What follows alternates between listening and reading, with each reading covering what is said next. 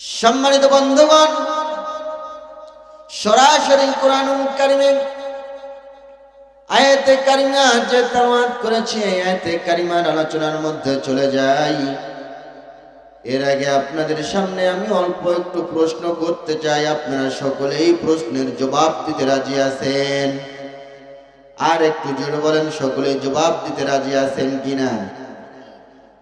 আচ্ছা বলেন তো, আল্লাহ পাক রব্বুল আলামিন যে সংবিধান দিয়েছেন, যে কিতাব দিয়েছেন, এই কিতাবটি আল্লাহ পাক রব্বুল আলামিন পাঠিয়েছিলেন কার দ্বারা?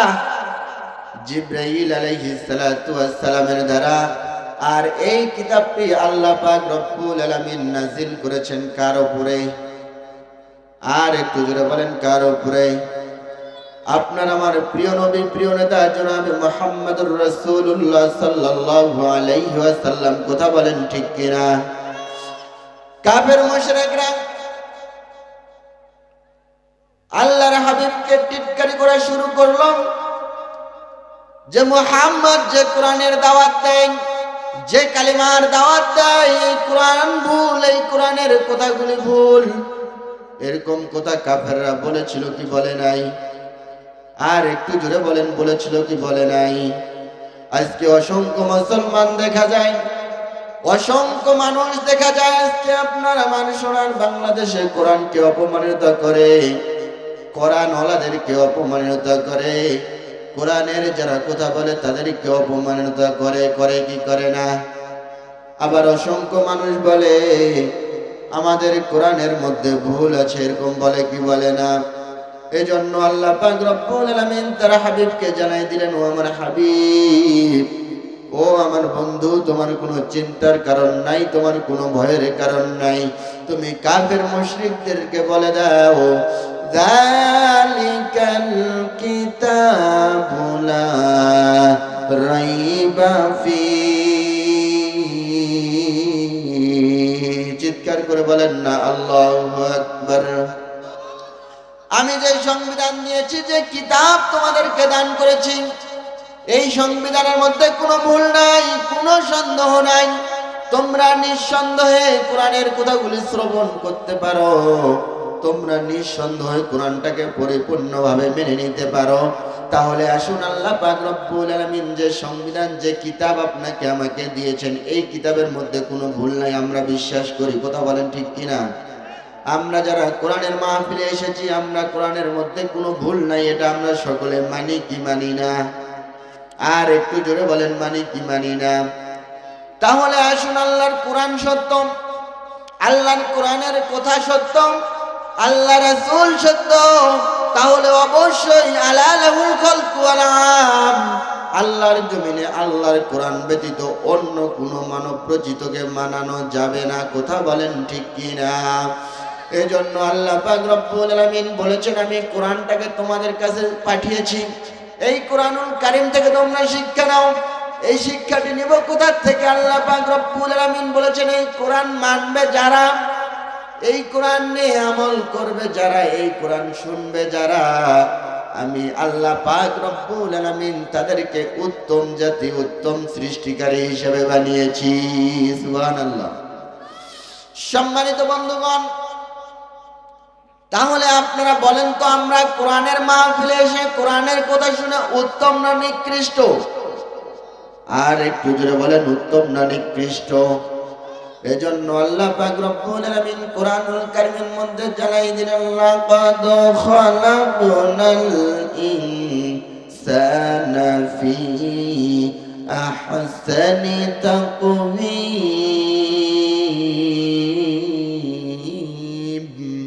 আল্লাহু আকবার। ও দুনিয়ার মানুষেরা শুনে রাখো, আমি মানুষকে সৃষ্টি করেছি উত্তম সৃষ্টিকারী হিসাবে, উত্তম জাতি হিসাবে। সুবহানাল্লাহ। তাহলে আমরা উত্তম না নিকৃষ্ট? আর আল্লাহ পাক রব্বুল আলামিন সূরাতুত তিনের 5 নম্বর আয়াতে বললেন, দুনিয়ার মানুষেরা শুনে নাও, সুম্মা রাদাদনাহু আসফালা সাফিলিন।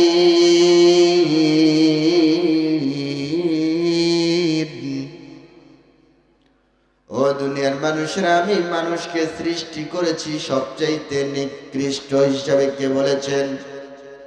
আর একটু জোরে বলেন, কে বলেছেন? আমরা সাক্ষ্য দিয়েছি আল্লাহর কোরআন সত্য, আল্লাহর বিধান সত্য। কথা বলেন ঠিক কিনা? তাহলে আসুন, কোরআনের মধ্যে দুই রকম কথা হয়েছে কি হয়নি? আল্লাহ বললেন মানুষকে আমি সৃষ্টি করেছি উত্তম সৃষ্টিকারী হিসাবে, উত্তম জাতি হিসাবে। আর আল্লাহ পাক রব্বুল আলামিন ওই কোরআনুল কারীমের মধ্যে, ওই সূরার মধ্যে পরের আয়াতের মধ্যে জানিয়ে দিলেন সুম্মা রাদাদনাহু আসফালা সাফিলিন, আমি মানুষকে সৃষ্টি করেছি নিকৃষ্ট হিসাবে। তাহলে মনে হয় আমাদের কোরআনের মধ্যে ভুল আছে। কথা বলেন, আমাদের কোরআনের মধ্যে ভুল আছে। আল্লাহ পাক রব্বুল আলামিন জানাই দিলেন, ও দুনিয়ার মানুষেরা শুনো, আমি নিকৃষ্ট কাকে বলেছি তোমাদেরকে অবশ্যই জানতে হবে। আমি আল্লাহ পাক রব্বুল আলামিন যে সংবিধান দিয়েছি, এই সংবিধান অনুযায়ী যে বান্দা চলে না, এই সংবিধানকে যে বান্দা মেনে নেয় না, এই সংবিধানের পিছনে যে বান্দা লড়ে না, সে বান্দা কখনো উত্তম হতে পারে না। কথা বলেন ঠিক কিনা? এজন্য আল্লাহ পাক রব্বুল আলামিন কোরআনুল কারীমে জানিয়ে দিলেন, কুল ইন কুনতুম তুহিব্বুনাল্লাহা ফাত্তাবিউনি ইউহিব্বুকুমুল্লাহ ওয়া ইয়াগফির লাকুম যুনুবাকুম ওয়াল্লাহু গফুরুর রহিম।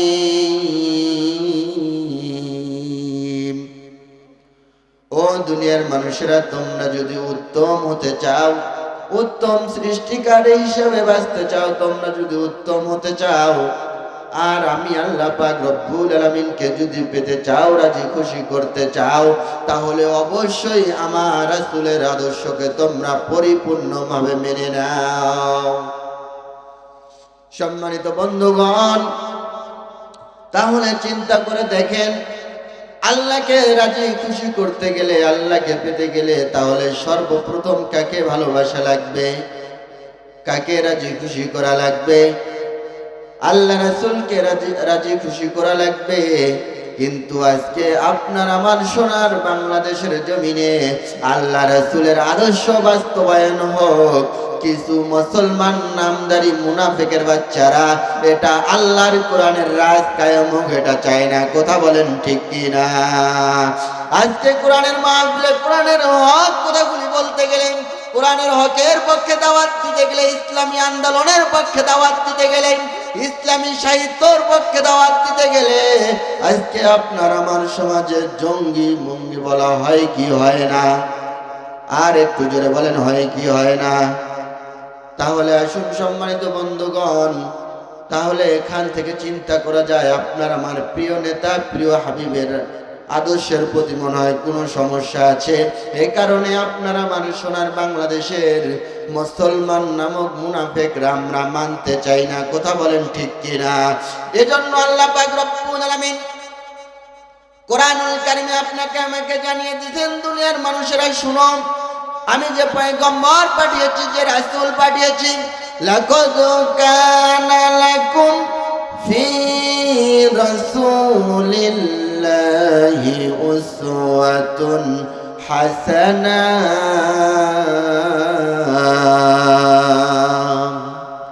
আমি আল্লাহ পাক রব্বুল আলামিন যে নবী পাঠিয়েছি, যে রাসূল পাঠিয়েছি, যে পয়গম্বর পাঠিয়েছি, আমি আমার বন্ধু মুহাম্মদকে সবচাইতে উত্তম আদর্শের অধিকারী হিসেবে পাঠিয়ে দিয়েছি। সুবহানাল্লাহ বলবেন না? সম্মানিত বন্ধুগণ, তাহলে এখান থেকে জানা যায়, এখান থেকে বোঝা যায় আপনার আমার প্রিয় নেতা, আপনার আমার প্রিয় নবী সবচাইতে উত্তম আদর্শকারী। কথা বলেন ঠিক কিনা? তাহলে আসুন, আল্লাহর জমিনে অবশ্যই আল্লাহর হাবিবের আদর্শকে বাস্তবায়ন করার দরকার আছে না নাই? আর একটু জোরে বলেন, আদর্শকে বাস্তবায়ন করার দরকার আছে না নাই? রাসূলের আদর্শকে যদি আপনি আমি বাস্তবায়ন করে চলতে পারি, রাসূলের আদর্শকে যদি আপনি আমি মেনে চলতে পারি, তাহলে আল্লাহ পাক রব্বুল আলামিন বলেছেন, ও দুনিয়ার মানুষরা, অবশ্যই আমি আল্লাহ পাক রব্বুল আলামিন তোমাদেরকে উত্তম বানিয়ে দিব। আর যারা উত্তম বান্দা হতে পারবে, ফাদখুলি ফি ইবাদি ওয়াদখুলি জান্নাতি। আর আমি আল্লাহ পাক রব্বুল আলামিন তাদের জন্য সুসংবাদ দিয়ে দিলাম, আমি আল্লাহ পাক রব্বুল আলামিন তাদেরকে জান্নাতের দান করে দিব। সম্মানিত বন্ধুগণ, তাহলে আসুন আমরা জান্নাত চাই না জাহান্নাম চাই? যারা আজকে কোরআনের মাহফিলে এসে বসতে চায় না, তারা মনে হয় জাহান্নাম চায়। কথা বলেন ঠিক কিনা? যদি জান্নাত চাইতো তাহলে অবশ্যই আল কোরআনের মাহফিলে এসে কোরআনের কথা শুনে হেদায়েত নিত। কথা বলেন ঠিক কিনা?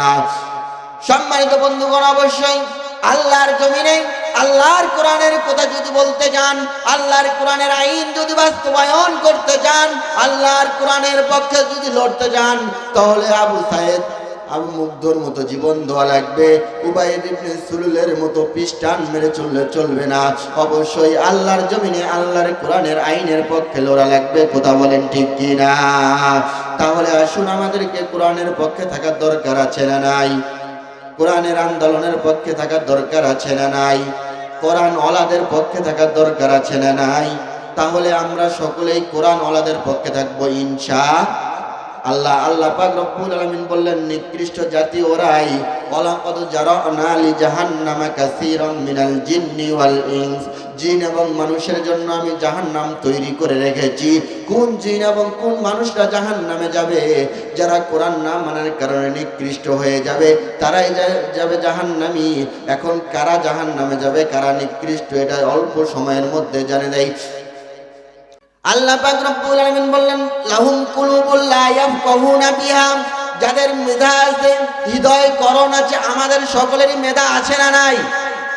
যদি আমাদের সকলেরই মেধা থাকে, মেধা থাকার পর যারা আমরা কোরআন শুনি না, কোরআন ওয়ালাদের পাশে থাকি না, কোরআনের কথা হোক এটা চাই না, কোরআনের রাজ কায়েম হোক এটা চাই না, আল্লাহ পাক রব্বুল আলামিন বললেন, বাল হুম আদল, তারা চার পায়া জন্তুর। লাহুম কুলুবুল লা ইয়াফকাহুনা বিহা ওয়ালাহুম আ'ইনুল লা ইউবসিরুনা বিহা। যাদের কান আছে, কান থাকাকালীন কোরআনের কথা শুনে না, কোরআনের কথা শোনার পরেও আজকে আলেমদের নামে মিথ্যা মামলা দেয়, হুজুরদের নামে মিথ্যা মামলা দেয়, যারা কোরআনের মাহফিলের ব্যবস্থা করে তাদের নামে মিথ্যা মামলা দেয়।